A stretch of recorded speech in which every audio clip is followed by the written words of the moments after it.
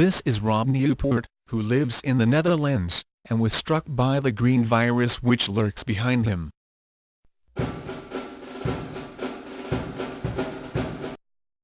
Rob Nieuwpoort, who is from the Netherlands, is another internet connection I have come to know. Before I made my connection with him, he and Dave Pinington, from Liverpool, England, had already connected with each other through the internet concerning the 965th Engineers. Rob was searching the internet for information on a Dodge WC60 model truck that was used during the war by the Army engineers. He was searching information on what and how the painted bumpers on these vehicles would look like and what and how that information would be shown. Rob is passionate about World War II and especially their trucks. This passion began when he was very young. It started because his father and brother were quite the hobbyists. They especially liked the big World War II trucks. Their first small-scale truck wasn't even finished when they bought another. For new ideas they would regularly visit the Marshall Museum in Zwijndrecht. This unique museum has 3 large exhibition halls with a floor area of almost 15,000 square meters. Over 300 historic vehicles are displayed against a background of period decor. They provide an excellent overview of the American logistical system in the Second World War. When touring the museum, you could well imagine that you had gone back in time. A third hall is used for the storage and major maintenance of the vehicles. The equipment on display is in excellent condition, and looks as good as new. That should come as no surprise, as every vehicle has been dismantled down to the last nut and bolt, then reconstructed and made roadworthy. On the museum history page you can find more information about the museum and its founder, and how the collection was assembled.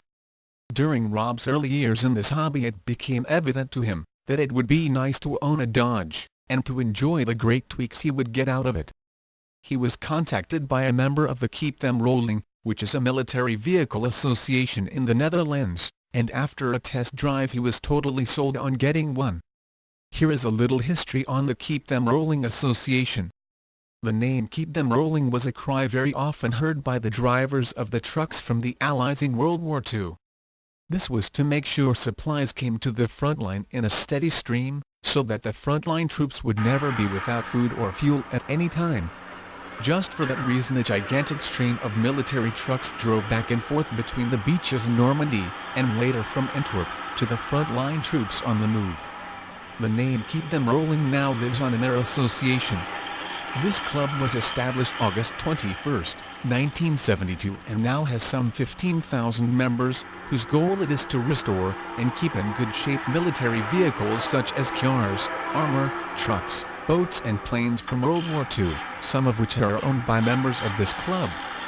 This restoring and bringing back in the original state usually takes a long time of looking for parts, or making them yourself, collecting, trading, rebuilding engines and tinkering to slowly rebuild the object, as it was when it left the factory.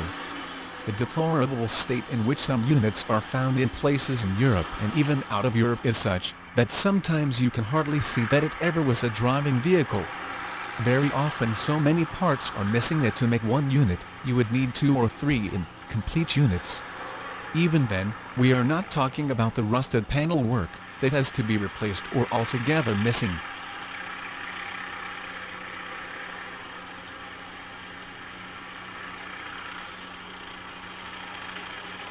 So Rob thought there had to be a Dodge somewhere he could buy, and then finally they found one in the neighborhood. After restoring it, they went deeper into the club, Keep Them Rolling, and in 2004 they went to Normandy to explore potential treasures. Rob and his son, Gurgen, took the trip alone. After the trip, it was certain to them, the green virus had struck. Several years ago, say in 2002, Rob bought an internet conversion kit for a Dodge WC60 and it stayed in the original boxes for a long time until they built it. In the winter of 2009 I started building the chassis and it wasn't too difficult, because the kit was the same as all other Dodges. Rob explains, the fun is in retrofitting the rest of the Dodge truck with a special emergency repair kit, which when finishing looks something like the U.S. Army repair trucks used by the engineers. But the WC60 Dodge truck had special side panels, which swung open for accessing parts and tools, and a behind storage box for storing tools and spare parts.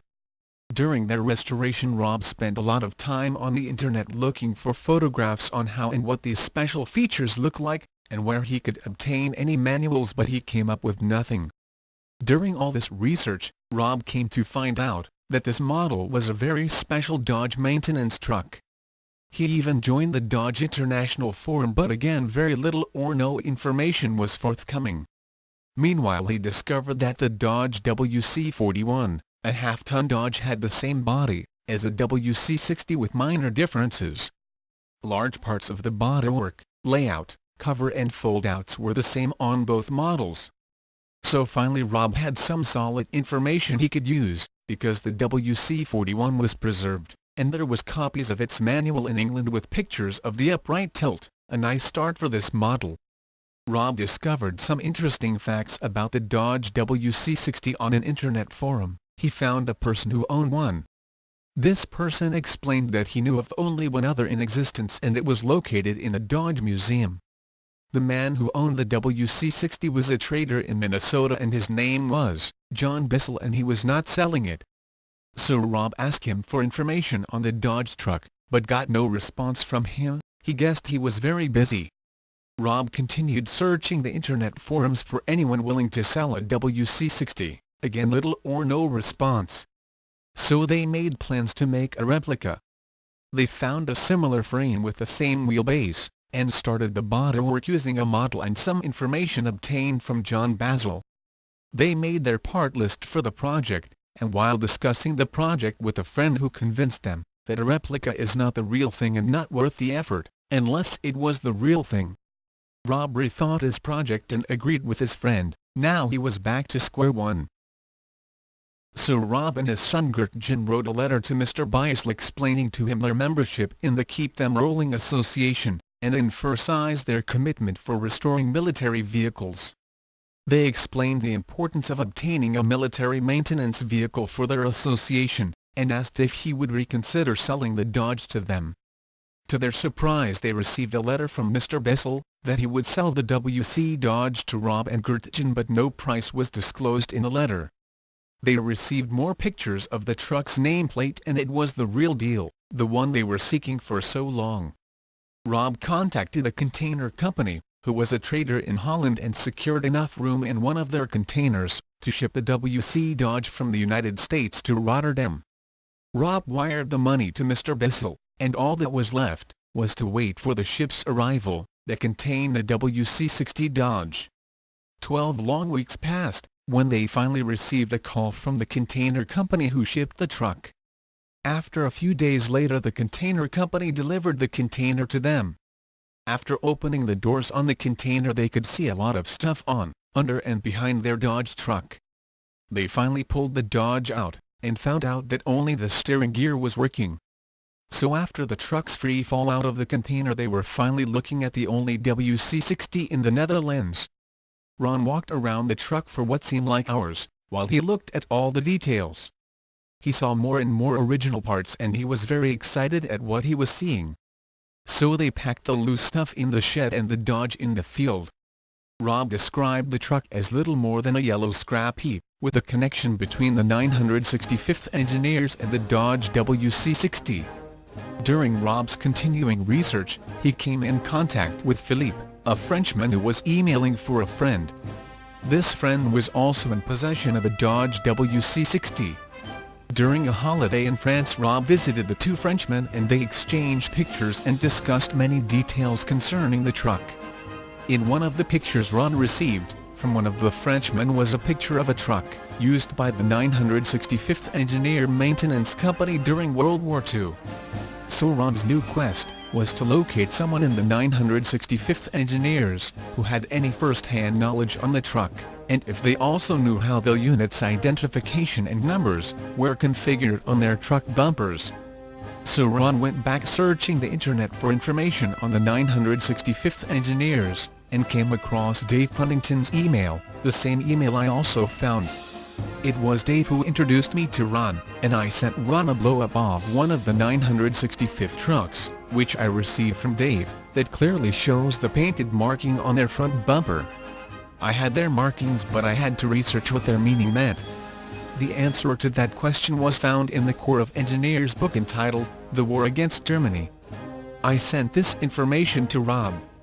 In Rob's most recent email to me he wrote, "It is not hard to choose a unit's name for my truck. It will be ASCZ, which stands for Advanced Section Communication Zone, and then 965E, which stands for 965th Engineers, and then a white solid star, and then 3rd Army, and finally M36. I know I can speak for all of us who are a part of this project. We are very proud and honored that Rob has chosen to mark his truck with the 965th Engineers Army symbols.